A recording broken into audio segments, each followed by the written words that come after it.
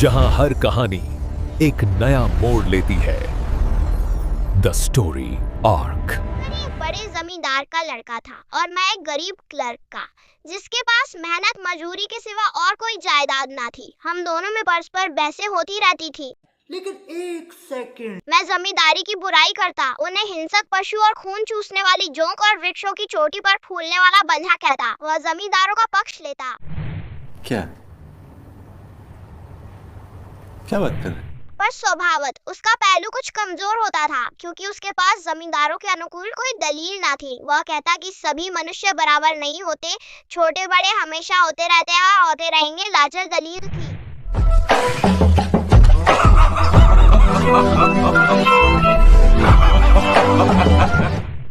किसी मानुषीय या नैतिक नियम से इस व्यवस्था का औचित्य सिद्ध करना कठिन था। मैं इस वाद विवाद की गर्मी में अक्सर तेज हो जाता और लगने वाली बात कह जाता।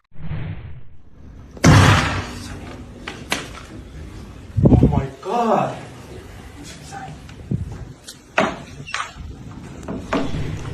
लेकिन ईश्वरी हार कर भी मुस्कुराता रहता था।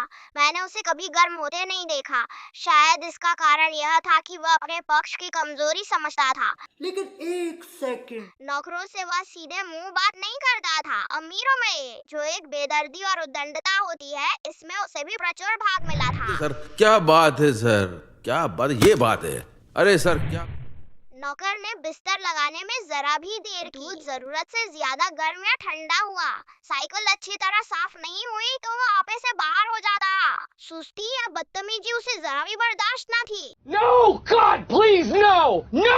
पर दोस्तों से और विशेषकर मुझसे उसका व्यवहार सौहार्द और नम्रता से भरा हुआ होता था। शायद उसकी जगह मैं होता तो मुझ में भी वही कठोरताएं पैदा हो जाती जो उसमें थी, क्योंकि मेरा लोकप्रेम सिद्धांतों पर नहीं, निजी दशाओं पर टिका हुआ था। लेकिन वह मेरी जगह होकर भी शायद अमीर ही रहता, क्योंकि वह प्रकृति से ही विलासी और ऐश्वर्य प्रिय था। समझ रहे हो? अब की दशहरे की छुट्टियों में मैंने निश्चय किया कि घर न जाऊंगा। मेरे पास किराए के लिए रुपए ना थे और न घर वालों को तकलीफ देना चाहता था। मैं जानता हूँ वे मुझे जो कुछ देते हैं वह उनकी हैसियत से बहुत ज्यादा है। उसके साथ ही परीक्षा का ख्याल था। अभी बहुत कुछ पढ़ना है। बोर्डिंग हाउस में भूत की तरह अकेले पड़े रहने को भी जीना चाहता था। इसलिए जब ईश्वरी ने मुझे अपने घर का न्योता दिया तो मैं बिना आग्रह के राजी हो गया। बहुत तेज हो रहा है, बहुत तेज हो रहा। ईश्वरी के साथ परीक्षा की तैयारी खूब हो जाएगी। वह अमीर होकर भी मेहनती और ज़हीन है, उसने इसके साथ ही कहा। लेकिन भाई एक बात का ख्याल रखना, वहाँ अगर जमींदारों की निंदा की तो मामला बिगड़ जाएगा और मेरे घर वालों को बुरा लगेगा। वह लोग तो असामियों पर इसी दावे से शासन करते हैं कि ईश्वर ने असामियों को उनकी सेवा के लिए ही पैदा किया है। असामी भी यही समझता है। अगर उसे सुझा दिया जाए कि जमींदार और असामी में कोई मौलिक भेद नहीं है तो जमींदारी का कहीं पता ना लगे। घूम फिर करके फिर तनाव आ गया। अब ये तनाव से मुक्ति कैसे हो? मैंने कहा, तो क्या तुम समझते हो कि मैं वहाँ जाकर कुछ और हो जाऊंगा? हाँ, मैं तो यही समझता हूँ। तुम गलत समझते हो। ईश्वरी ने इसका कोई जवाब न दिया। कदाचित उसने इस मामले को मेरे विवेक पर छोड़ दिया और बहुत अच्छा किया। अगर वह अपनी बात पर अड़ता तो मैं भी जिद पकड़ लेता।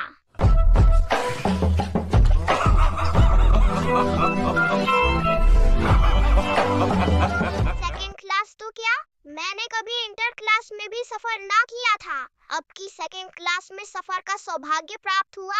गाड़ी तो 9 बजे रात को आती थी, पर यात्रा के हर्ष में हम शाम को स्टेशन जा पहुंचे। रहा नहीं जाता, तड़प ही ऐसी है ना। नहीं, कुछ देर इधर उधर सैर करने के बाद रिफ्रेशमेंट रूम में जाकर हम लोगों ने भोजन किया। मेरी वेशभूषा और रंग ढंग से पारखी खान सामों को यह पहचानने में देर न लगी कि मालिक कौन है और पिछलग्गू कौन। लेकिन न जाने क्यों मुझे उनकी गुस्ताखी बुरी लग रही थी। पैसे ईश्वरी की जेब से गए। शायद मेरे पिता को जो वेतन मिलता है उससे ज्यादा इन खानसामों को इनाम इकराम में मिल जाता हो। एक अठन्नी तो चलते समय ईश्वरी ही ने दी।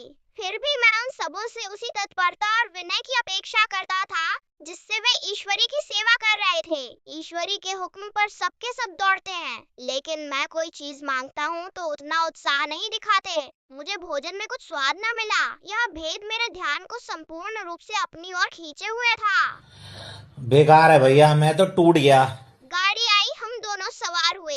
खानसामों ने ईश्वरी को सलाम किया, मेरी ओर देखा भी नहीं। ईश्वरी ने कहा, कितनी तमीजदार है ये सब, एक हमारे नौकर है कि कोई काम करने का ढंग नहीं। मैंने खट्टे मन से कहा, इसी तरह अगर तुम अपने नौकरों को भी 8 आने रोज इनाम दिया करो तो शायद इनसे ज्यादा तमीजदार हो जाए।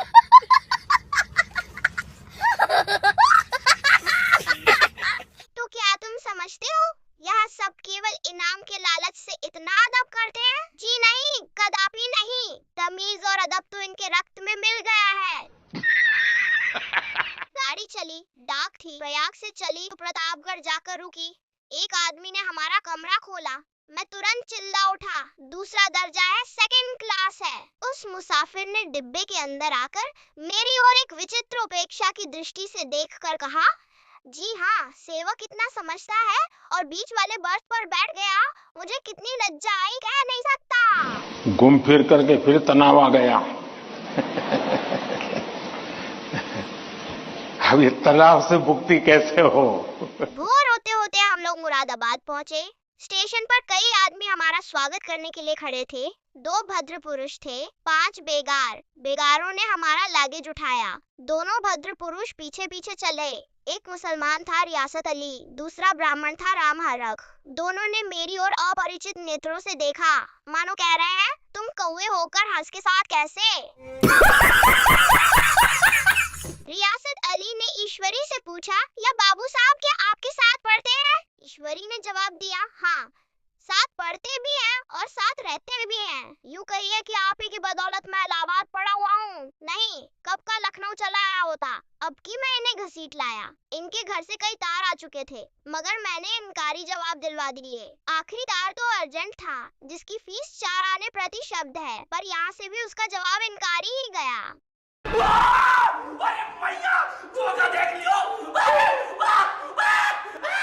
दोनों सज्जनों ने मेरी ओर चकित नेत्रों से देखा, आतंकित हो जाने की चेष्टा करते जान पड़े। रियासत अली ने अर्धशंका के स्वर में कहा, लेकिन आप बड़े सादे लिबास में रहते हैं। ईश्वरी ने शंका निवारण की, महात्मा गांधी के भक्त हैं साहब, खद्दर के सिवा कुछ पहनते ही नहीं, पुराने सारे कपड़े जला डाले, यूँ कहो कि राजा है। 2.5 लाख सालाना की रियासत है, पर आपकी सूरत देखो तो मालूम होता है अभी अनाथालय से पकड़ कर आए हैं। राम हरख बोले, अमीरों का ऐसा स्वभाव बहुत कम देखने में आता है, कोई भाप ही नहीं सकता। रियासत अली ने समर्थन किया, आपने महाराजा चांगली को देखा होता तो दांतों तले उंगली दबाते। एक गाड़े की मिर्जई और चमरौधे जूते पहने बाजारों में घूमा करते थे। सुनते हैं एक बार बेगार में पकड़े गए थे और उन्हीं ने 10 लाख से कॉलेज खोल दिया।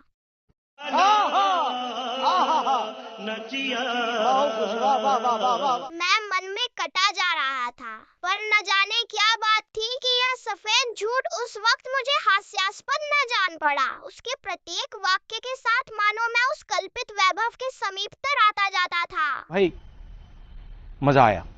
मैं शहसवार नहीं हूँ, हाँ, लड़कपन में कई बार लद्दू घोड़ों पर सवार हुआ हूँ। यहाँ देखा तो 2 कलाराज घोड़े हमारे लिए तैयार खड़े थे। मेरी तो जान ही निकल गई। सवार तो हुआ, पर बोटियां कांप रही थी। मैंने चेहरे पर शिकन न पड़ने दिया, घोड़े को ईश्वरी के पीछे डाल दिया। खैरियत यह हुई कि ईश्वरी ने घोड़े को तेज न किया, वरना शायद मैं हाथ पैर तुड़वा कर लौटता। संभव है ईश्वरी ने समझ लिया हो कि यह कितने पानी में है। शाबाश बेटा। ईश्वरी का घर क्या था? किला था।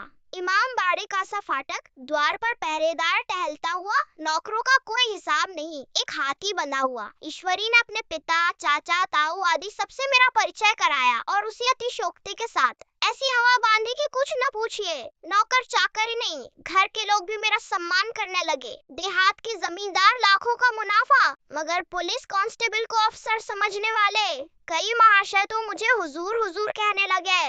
जब जरा एकांत हुआ तो मैंने ईश्वरी से कहा, तुम बड़े शैतान हो यार, मेरी मिट्टी क्यों पलीत कर रहे हो? ईश्वरी ने दृढ़ मुस्कान के साथ कहा, इन गधों के सामने यही चाल जरूरी थी, वरना सीधे मुंह बोलते भी नहीं। बात तो सही है। जरा देर के बाद नाई हमारे पाँव दबाने आया। कुंवर लोग स्टेशन से आए हैं, थक गए होंगे। ईश्वरी ने मेरी ओर इशारा करके कहा, पहले कुंवर साहब के पाँव दबा। मैं चारपाई पर लेटा हुआ था। मेरे जीवन में ऐसा शायद ही कभी हुआ हो कि किसी ने मेरे पाँव दबाए हों। वैसे चोचले, रईसों का गधापन और बड़े आदमियों की मुठमर्दी और जाने क्या क्या कहकर ईश्वरी का परिहास किया करता, और आज मैं पोतरों का रईस बनने का स्वांग भर रहा था। इतने में 10 बज गए। पुरानी सभ्यता के लोग थे। नई रोशनी अभी केवल पहाड़ की चोटी तक पहुंच पाई थी। अंदर से भोजन का बुलावा आया। हम स्नान करने चले। मैं हमेशा अपनी धोती खुद छाट लिया करता हूँ, मगर यहाँ मैंने ईश्वरी की ही भांति अपनी धोती भी छोड़ दी। अपने हाथों अपनी धोती छाटते शर्म आ रही थी। अंदर भोजन करने चले। हॉस्टल में जूते पहले मेज पर जा डरते थे, यहाँ पाँव धोना आवश्यक था। कहा पानी लिए खड़ा था।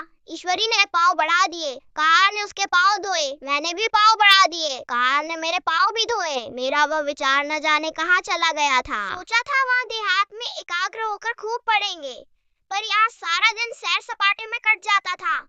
कहीं नदी में बजरे पर सैर कर रहे हैं, कहीं मछलियों या चिड़ियों का शिकार खेल रहे हैं, कहीं पहलवानों की कुश्ती देख रहे हैं, कहीं शतरंज पर जमे हैं। ईश्वरी खूब अंडे मंगवाता और कमरे में स्टोव पर आमलेट बनते। नौकरों का एक जत्था हमेशा घेरे रहता। अपने हाथ पांव हिलाने की कोई जरूरत नहीं, केवल जबान हिला देना काफी है। दिल गार्डन गार्डन हो रहा है, बहुत मजा आ रहा है यहाँ पे। नहाने बैठो तो आदमी नहलाने को हाजिर, लेटो तो आदमी पंखा झलने को खड़े। मैं महात्मा गांधी का कुंवर चेला मशहूर था। भीतर से बाहर तक मेरी धाक थी।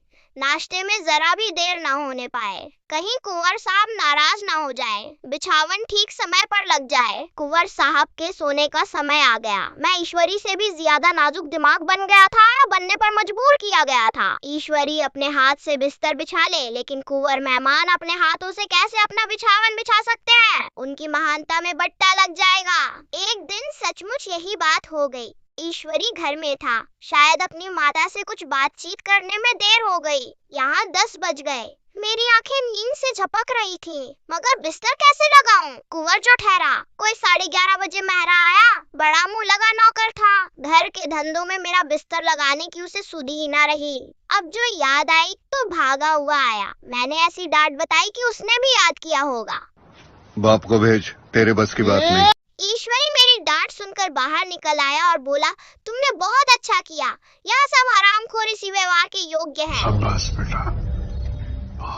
इसी तरह ईश्वरी एक दिन एक जगह दावत में गया हुआ था। शाम हो गई, मगर लैंप मेज पर रखा हुआ था। दियासलाई भी थी, लेकिन ईश्वरी खुद कभी लैंप नहीं जलाता था। फिर कुंवर साहब कैसे जलाए? मैं झुंझला रहा था। समाचार पत्र आया रखा हुआ था। जी उधर लगा हुआ था, पर लैंप नदारद। दैवयोग से उसी वक्त मुंशी रियासत अली आ निकले। मैं उन्हीं पर उबल पड़ा। ऐसी फटकार बताई कि बेचारा उल्लू हो गया। तुम लोगों को इतनी फिक्र भी नहीं कि लैंप तो जलवा दो। मालूम नहीं ऐसे कामचोर आदमियों का यहाँ कैसे गुजर होता है। मेरे यहाँ घंटे भर निर्वाह न हो। रियासत अली ने कांपते हुए हाथों से लैंप जला दिया।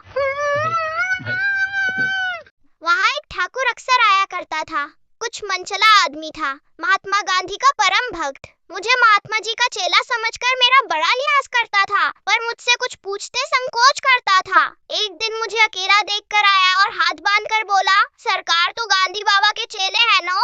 लोग कहते हैं कि यहाँ स्वराज्य हो जाएगा तो जमींदार ना रहेंगे। अच्छा, हमको सिखा रिया है। मैंने शान जमाई, जमींदारों के रहने की जरूरत ही क्या है?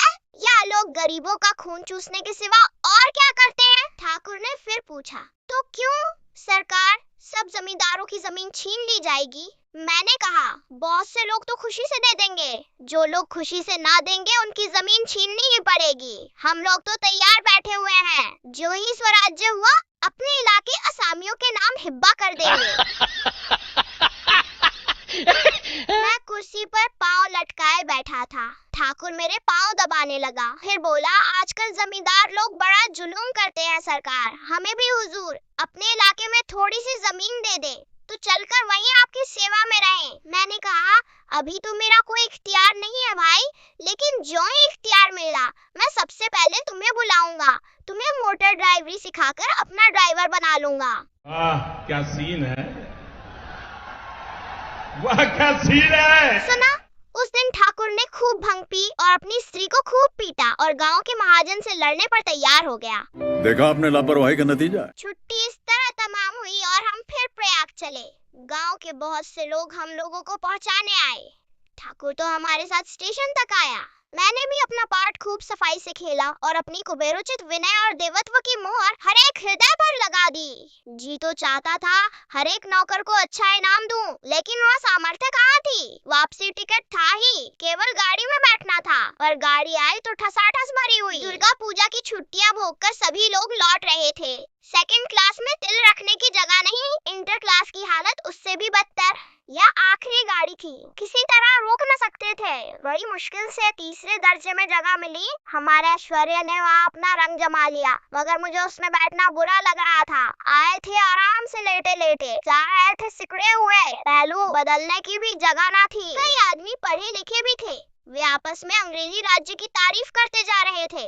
एक महाशय बोले, ऐसा न्याय तो किसी राज्य में नहीं देखा, छोटे बड़े सब बराबर। राजा भी किसी पर अन्याय करे तो अदालत उसकी गर्दन दबा देती है। क्या क्या बात कर रहे हैं? दूसरे सज्जन ने समर्थन किया, अरे साहब, आप खुद बादशाह पर दावा कर सकते हैं, अदालत में बादशाह पर डिग्री हो जाती है। एक आदमी जिसकी पीठ पर बड़ा गट्ठर बंधा था, कलकत्ते जा रहा था। कहीं गठरी रखने की जगह न मिलती थी, पीठ पर बांधे हुए था। इससे बेचैन होकर बार बार द्वार पर खड़ा हो जाता। मैं द्वार के पास ही बैठा हुआ था, उसका बार बार आकर मेरे मुंह को अपनी गठरी से रगड़ना मुझे बहुत बुरा लग रहा था। No, God, please, no, no! एक तो हवा यूं ही कम थी, दूसरे उस गवार का आकर मेरे मुंह पर खड़ा हो जाना मानो मेरा गला दबाना था। मैं कुछ देर तक जब्त किए बैठा रहा। एकाएक मुझे क्रोध आ गया। मैंने उसे पकड़कर पीछे ठेल दिया और 2 तमाचे जोर जोर से लगाए। 4 बार बोले हैं, पढ़ने निकले वाले। उसने आंखें निकाल कर कहा, क्यों मारते हो बाबूजी, हमने भी किराया दिया है। मैंने उठकर 2-3 तमाचे और जड़ दिए।